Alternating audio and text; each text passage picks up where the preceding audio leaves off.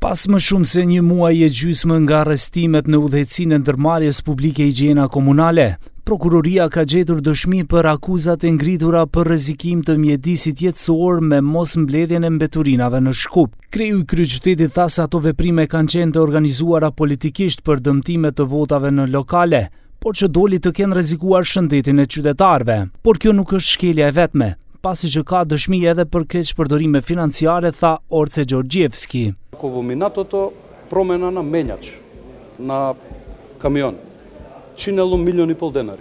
Денес чини помалку од 200.000 денари. Еве, една од состојбите. Ако во минатото се дозволувало, имаме потврда и од, но не можам во интерес на истрагите да дам детали целосни, но имаме потврда и тоа го изнесов во јавноста дека лица кои што не се во држава земале плата таму. Замислете, има лица, двајца конкретно, кои што се и во куќен притвор земале плата. Па тоа го нема никаде во светот. Pas një procedure hetimore, prokuroria e Shkupit ngriti akt akuzë ndaj 2 personave në ndërmarrjen publike higjiena komunale.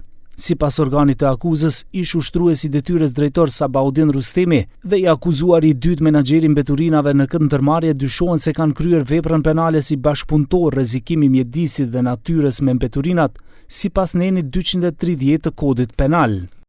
Ushtruesi i detyrës drejtorit të ndërmarrjes publike veproi në kundërshtim me statutin e ndërmarrjes, kundër ligjit për veprimtari komunale dhe nuk i zbatoi vendimet për përfundimet e bordit të drejtorëve, nuk u kujdes për zbatimin e politikës afariste të ndërmarrjes, nuk i kreu detyrat nga fushveprimi i tij i punës, nuk mori pjesë në përcaktimin e kriterëve për përdorimin dhe ndarjen dhe menaxhimin e fondeve të gjeneruara nga funksionimi i ndërmarrjes dhe nuk siguroi masa për mbrojtjen e mjedisit.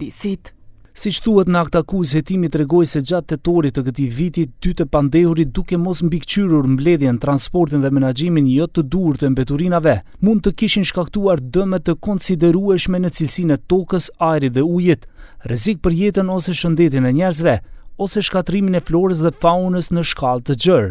Prokuroria propozoi për ish drejtorin Rustemi zëvendësimin e paraburgimit me detyrim paraqitje, kurse të akuzuari që akoma është i punësuar në higjienën komunale, suspendim nga puna derisa vazhdon procesi hetimor, eventualisht edhe ai gjyqësor.